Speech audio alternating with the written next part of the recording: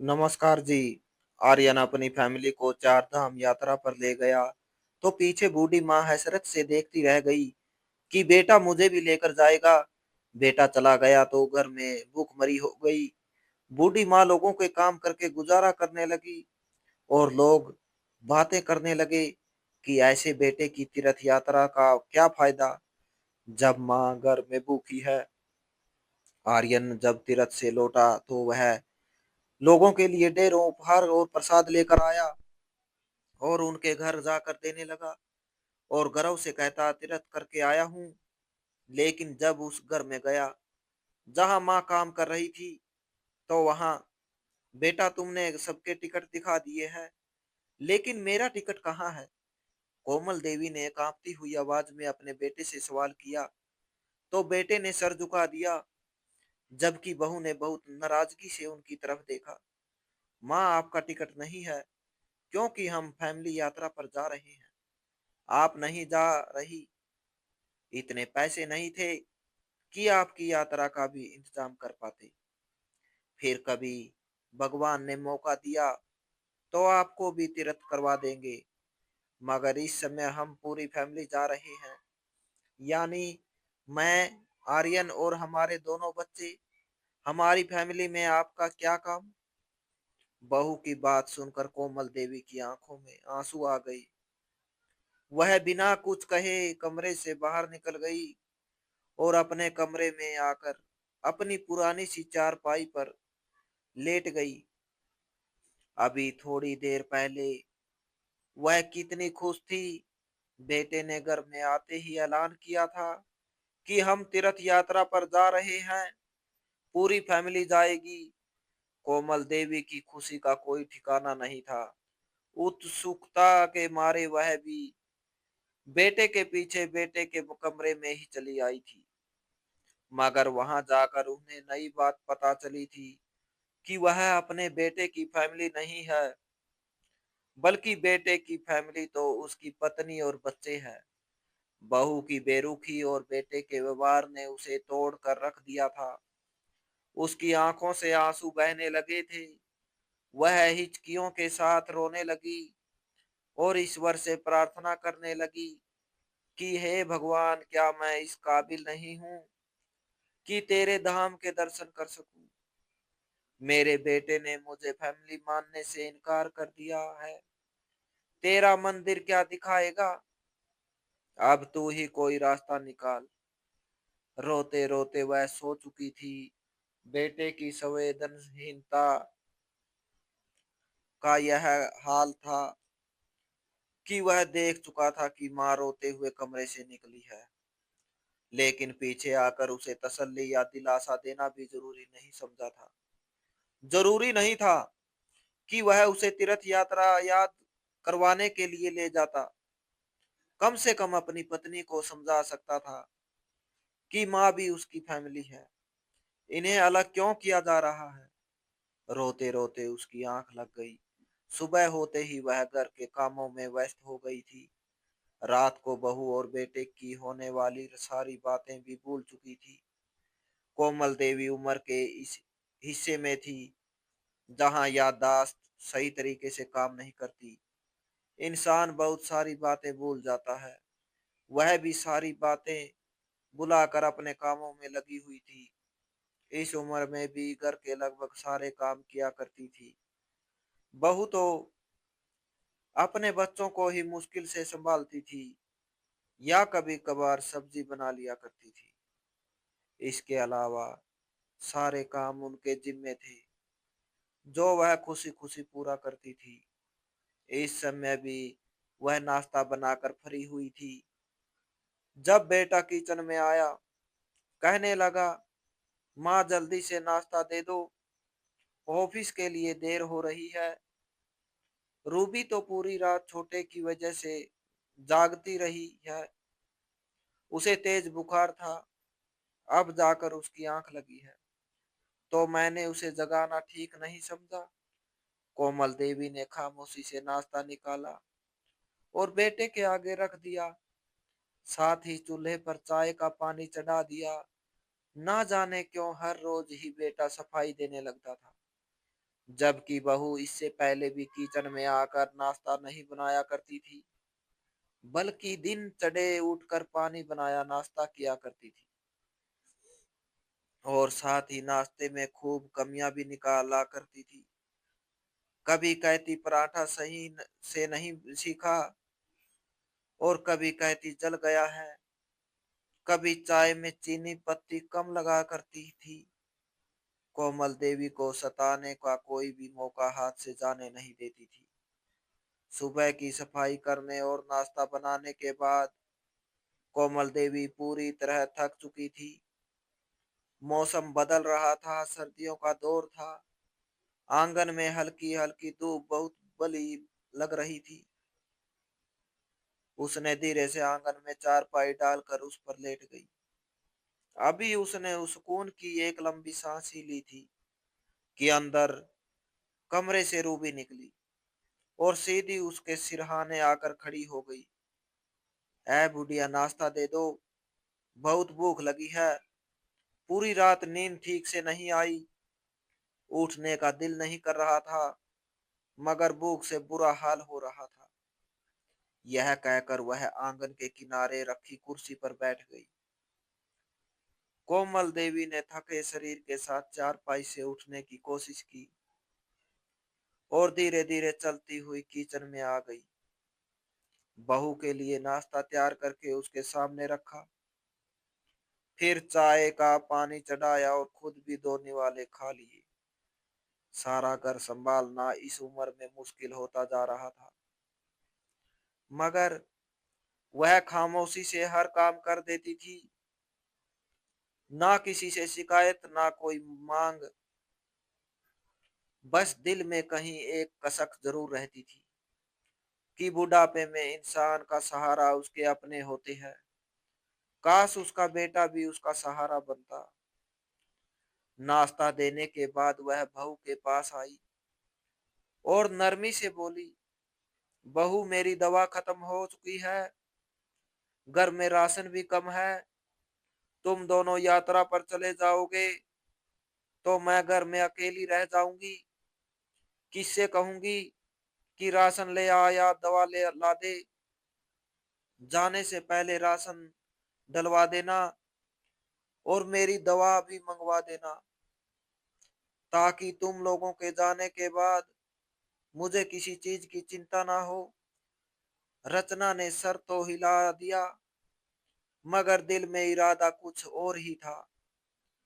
वह जानती थी कि कोमल देवी दिल से आर्यन से कोई भी बात सीधे तौर पर करने से झिझकती है, इसीलिए उसे सामने हाँ कर दी, ताकि सास उससे कुछ ना कह सके। अंदर ही अंदर वह सोच रही थी कि राशन पर इतने पैसे क्यों खर्च किए जाए। वही पैसे अच्छे उपहार और प्रसाद में लग जाएंगे जो रिश्तेदारों को देने हैं। राशन और दवा के लिए पैसे बचाकर जरूरत पड़ने पर बाद में देख लेंगे। जब वह लोग तीरथ करके वापस आ जाएंगे तब भी सब हो सकता है। सास के सामने उसने इनकार सिर्फ इसलिए नहीं किया कि कहीं कोमल देवी आर्यन को ना बता दे। अगर वह आर्यन से कह देती तो वह फौरन राशन भी दिलवा देता और दवा भी भिजवा देता। कुछ दिन बाद एक सुबह कोमल देवी हाथ में डस्टबिन उठाए गली में कूड़ा फेंकने के लिए जा रही थी। दरवाजे से बाहर कदम रखते ही गली वाली एक औरत से सामना हो गया। उस औरत ने उसे रोक कर कहा, तुम्हारा बेटा तीर्थ यात्रा पर जा रहा है, मगर वह तुम्हें अपने साथ नहीं लेकर गया। तुम तो उसकी माँ हो, तुम्हें तो सबसे पहले लेकर जाना चाहिए था। कोमल देवी ने दिल पर हाथ रखते हुए कहा। मीठे स्वर में बात बदली और कहने लगी कि मेरी टिकट अभी बना नहीं, कुछ समस्या थी, इसलिए मैं नहीं जा सकी। आर्यन ने वादा किया है कि वापसी पर सब इंतजाम कर देगा और अगली बार मुझे भी साथ ले जाएगा। औरत ने सुनकर मुस्कुराते हुए आर्यन को आशीर्वाद दिया और आगे बढ़ गई। कोमल देवी खामोशी से घर वापस आ गई। रास्ते में कई बार उनकी आंखें भर आई, मगर किसी के सामने दुख जाहिर ना किया। आखिर वह अपने बेटे की बुराई कैसे करती?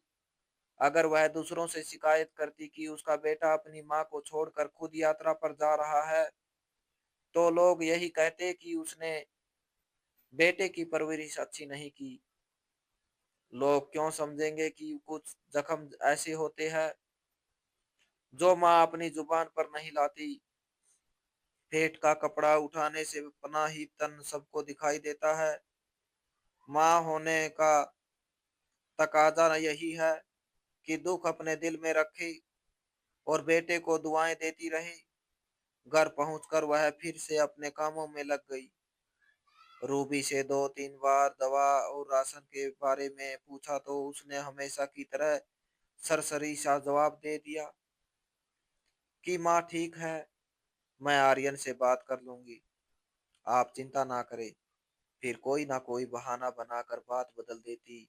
कोमल देवी हर बार चुप हो जाती। उन्हें यकीन था कि शायद जाने से पहले आर्यन खुद देख लेगा या शायद रूबी बता देगी। आखिरकार वह दिन भी आ गया जब आर्यन और उसकी फैमिली को यात्रा के लिए रवाना होना था। घर में कुछ गहमा गहमाएं थी। सूट केस बंद किए जा रहे थे। आखिरी चीजें बैग में रखी जा रही थी। कोमल देवी दिल ही दिल में खुश भी थी कि उनका बेटा भगवान के धाम जा रहा है, मगर दुख इस बात का था कि वह खुद पीछे रह गई है। कितनी इच्छा थी कि वह भी मंदिर देखे, आरती की खुशबू महसूस करे, भगवान के चरणों में शीश झुकाने की हसरत पूरी करे। ना जाने कब से यह इच्छा दिल में दबी हुई थी, मगर पूरी ना हो सकी। जाने के समय आर्यन माँ के गले लगा। कोमल देवी की आंखें नम थी, मगर वह मुस्कुराकर बेटे के सर पर हाथ फेर रही थी, आशीर्वाद दे रही थी कि भगवान तुम्हें सुख दे, तुम्हारी पूजा स्वीकार करे, तुम्हारी यात्रा मंगलमय हो। आर्यन ने भी उनका हाथ पकड़ा, मगर उसे जल्दी थी। गाड़ी बाहर खड़ी थी। वह भीगी आंखों के साथ खुद को देखती। माँ को छोड़कर बाहर निकल गया। दरवाजा बंद होते ही घर में एक सुनसान सी खामोशी फैल गई। कोमल देवी ने एक लंबी सांस ली और धीरे से चारपाई पर बैठ गई। आंखों से लगातार आंसू बहने लगे।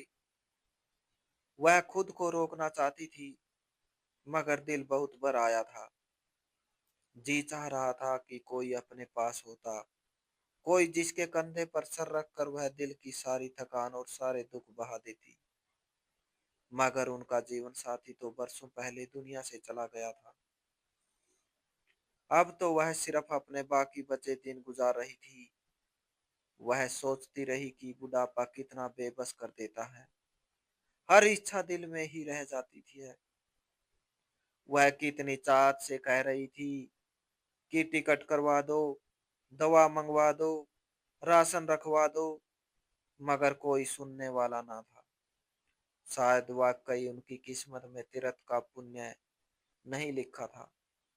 वह अभाव के एहसास के साथ घर के अंदर आ गई। जो राशन घर में मौजूद था, कुछ दिन उससे दिन निकल गए, मगर फिर राशन खत्म हो गया। कोमल देवी की तबीयत भी खराब होने लगी थी, क्योंकि काफी दिन से दवाई नहीं ले रही थी। बहू ने भी उनकी बात को कोई महत्व नहीं दिया था। पूरे 2 दिन तक तो वह भूखी रही, मगर बूढ़ी जान भूख कहाँ बर्दाश्त कर सकती थी। भूख के मारे जब हालत हद से ज्यादा खराब होने लगी, तो एक लाठी उठाई, जिसके सहारे चलते हुए पड़ोसन के घर गई और उससे खाना मांगा। कहने लगी, तबीयत खराबी की वजह से खाना नहीं बना सकती, वरना घर में तो हर चीज मौजूद है। मुझे अभी खाना दे दो, ताकि शरीर में कुछ जान आ जाए, मैं दवा खा लूं और इसके बाद रात को अपना खाना खुद बना लूंगी। पड़ोसन बहुत अच्छी थी, फौरन बहू को आवाज लगाई तो उसकी बहू फौरन थाली में खाना रख कर ले आई। कोमल ने 2 दिन बाद पेट भर कर खाना खाया और भगवान का धन्यवाद किया। पड़ोसन ने चाय बनवा ली तो कोमल ने चाय भी पी ली। शरीर में जान सी पड़ती हुई महसूस हो रही थी। कोमल ने उसका धन्यवाद किया और अपने घर की तरफ चल पड़ी। जब पड़ोसन ने आवाज लगाकर रोक लिया और कहने लगी, क्या तुम अपने लिए अकेले खाना बनाती रहती हो? जब कभी तबीयत खराब हो तो मेरी तरफ आ जाया करो और यहीं पर खाना खा लिया करो। मेरी बहू ने सारे घर को संभाला हुआ है, खाना भी बहुत अच्छा बनाती है। अगर मैं घर पर नहीं रहूंगी तब भी तुम्हें यह खाना दे दिया करेगी। इतना कष्ट मत किया करो। कोमल ने उसका और धन्यवाद किया और अपने घर में आ गई। वह किसी से भी खाना बार बार मांग कर अपने स्वाभिमान को चोट नहीं पहुंचाना चाहती थी। घर का खर्च और अपनी दवाइयों के पैसे कहाँ से लाई? वह कितनी देर चारपाई पर पड़ी सोचती रही और फिर उसके दिमाग में एक सुझाव आया। दूसरे मोहल्ले के लोग उसे ज्यादा नहीं जानते थे और वह मोहल्ला भी यहाँ से पास पड़ता था। रिक्शे का किराया 10 रुपए लगता था। अगर वह दूसरे मोहल्ले में जाकर काम मांग लेती तो जरूर उसे काम मिल जाता। मोहल्ले वालों की नजरों में आए बगैर वह किसी के घर में काम करने लग जाती। अपने लिए रोजी रोटी का इंतजाम भी कर लेती। उसके बेटे की बदनामी भी ना होती। यह बात सोचकर ही वह खुश हो गई थी। फौरन घर को ताला लगाया और दूसरे मोहल्ले में चली गई। वहां पर 4-5 बंगलों में काम मांगा था। 2 घरों में से काम मिल गया। कोमल रोज दूसरे मोहल्ले में आती और जाती थी। कुछ दिन तो मोहल्ले वाले देखते रहे, मगर फिर उत्सुकता के हाथों मजबूर होकर पता किया तो उन्हें पता चला कि कोमल कोठियों और बंगलों पर काम करती है। उन्हें बहुत अफसोस हुआ था, मगर कोमल का मान रखने की खातिर किसी ने भी कोमल के सामने यह बात नहीं की थी।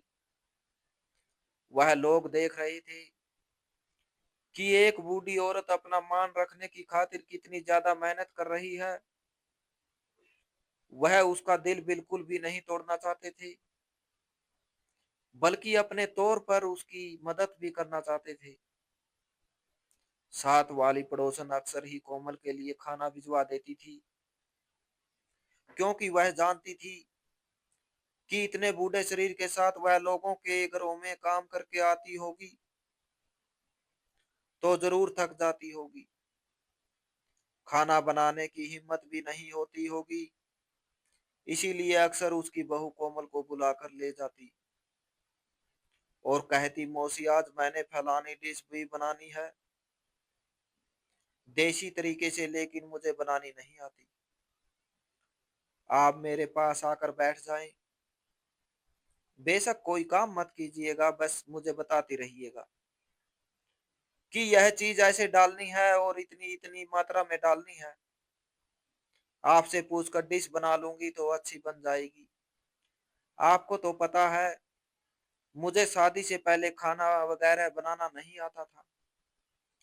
सब कुछ माँ जी ने ही सिखाया है। कोमल खुश हो जाती, पड़ोसन की बहू को आशीर्वाद देते हुए साथ चली जाती और अक्सर उनके घर से खाना खाकर लौटती थी। सबको कोमल देवी पर बहुत ज्यादा तरस आया करता था। मोहल्ले वाले बातें करने लगे थे कि कैसा बदनसीब बेटा है, घर में फाके पड़े हुए है। बूढ़ी माँ लोगों से मांग मांग कर गुजारा कर रही है, लोगों के घरों में काम कर रही है और बेटा तीर्थ यात्रा करने गया हुआ है। ऐसी पूजा को भी भगवान ना जाने स्वीकार करेगा भी या नहीं। क्या फायदा ऐसी यात्रा का जब माँ ही घर में भूखी है। इससे तो अच्छा था कि घर में राशन डलवा देता और अपनी माँ की सेवा करता। कोमल देवी जिस बंगले में काम करती थी, वहां पर कुछ जरूरी काम पड़ गया, तो कोमल देवी को 3-4 दिन के लिए वहीं रोक लिया गया, क्योंकि नए मालिक कोमल देवी पर बहुत भरोसा करने लगे थे। उनका एक दिन का रिश्ता कोमल देवी के साथ बन चुका था। एक दिल का रिश्ता कोमल देवी के साथ बन चुका था। यह एक बे औलाद जोड़ा था। पति पत्नी अकेले इतने बड़े बंगले में रहते थे। कोमल देवी ने अपनी पड़ोसन को बता दिया कि वह अपने भतीजे के यहाँ जा रही है, कुछ दिन वहीं रुकेगी और फिर वापस आ जाएगी। अगर उसके जाने के बाद आर्यन आ जाए तो उसे बता दे। पड़ोसन ने हाँ में सिर हिला दिया। इस तरह कोमल देवी अपने नए मालिक के यहाँ चली गई और वहीं पर रहने लगी। कुछ दिन बाद आर्यन लौट आया तो अपनी माँ को घर में ना पाकर परेशान हो गया। फौरन ही पड़ोसन के घर गया और कहने लगा, क्या आपको पता है मेरी माँ कहाँ पर है? तब पड़ोसन कहने लगी, हाँ, वह अपने भतीजे के यहाँ कुछ दिन रहने के लिए गई है। घर में वह घर में वह अकेली थी, बीमार थी और शायद घर में राशन भी खत्म हो चुका था। एक दिन मैं घर गई तो वह 2 दिन की भूखी पड़ी हुई थी। घर में पकाने के लिए कुछ नहीं था, या शायद बीमारी की वजह से नहीं पका सकती थी। मैं उसे खाना देकर चली आई थी और फिर उसका ख्याल भी रखती रही। मगर एक दिन वह मेरे पास आई और कहने लगी कि वह अपने भतीजे के यहाँ जा रही है और कुछ दिन रहेगी। आर्यन आए तो उसे बता दूं। पड़ोसन की बात सुनकर आर्यन संतुष्ट हो गया, क्योंकि वह शायद पत्थर दिल हो चुका था। अब उसके दिल में माँ का एहसास नहीं रहा था। वह खुशी खुशी अपने रिश्तेदारों से मिलने मिलाने लगा। कुछ रिश्तेदारों की उसने खुद दावतें की और कुछ रिश्तेदारों ने उसे दावतों पर बुलाया। वह हर एक के लिए तो उपहार और प्रसाद लेकर आया था। सबके घरों में जाकर उन्हें उपहार बांटने लगा। सारे रिश्तेदारों को उसने दे देकर खुश कर दिया था। हर एक को बताया कि मैं तीर्थ करके आया हूँ और आपके लिए प्रसाद लेकर आया हूँ। शायद दुनियावी दिखावा कर रहा था और अपने आप को बड़ी कोई चीज समझ रहा था। रिश्तेदार सब यह बात जान चुके थे कि कोमल देवी इसके पीछे किन हालात से गुजरती रही है, लेकिन अच्छे उपहार देखकर वह भी चुप हो जाते थे। मुंह पर तो किसी ने आर्यन को कुछ नहीं कहा, मगर पीठ पीछे काफी बातें होती रही। आर्यन रिश्तेदारों में गिफ्ट्स बांट चुका था, तो फिर दोस्तों की बारी आई। वह दोस्तों के घरों में भी जाकर गिफ्ट पहुंचा रहा था और साथ ही उन्हें अपनी यात्रा की खबर दे रहा था। कुछ लोग बधाई देते और कुछ उसे अपने यहाँ दावत पर बुला लेते और वह खुशी से फूले न समाता। एक दिन वह अपने एक दोस्त के यहाँ गिफ्ट देने और उसे बताने गया कि वह तीर्थ करके आया है, मगर आगे का दृश्य देखकर उसकी आंखें फटी की फटी रह गई। आर्यन का यह दोस्त काफी अमीर था और बाकी लोगों की तुलना में वह इसके लिए अच्छा उपहार लेकर आया था, जो अब उसे देने आया था।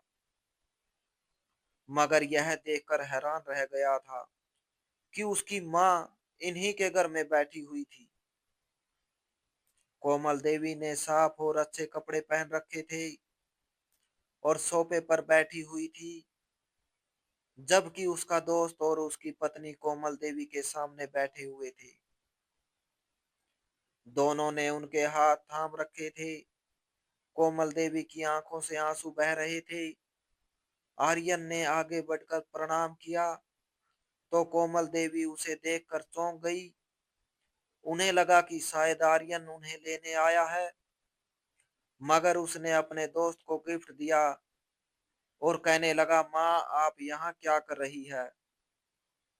आर्यन के मुंह से माँ शब्द सुनकर दोस्त ने तिरस्कार भरी नजरों से उसकी तरफ देखा और कहने लगा, तुम्हें शर्म आनी चाहिए। खुद तीर्थ यात्रा पर चले गए और तुम्हारी माँ लोगों के घरों में काम करके गुजारा कर रही है।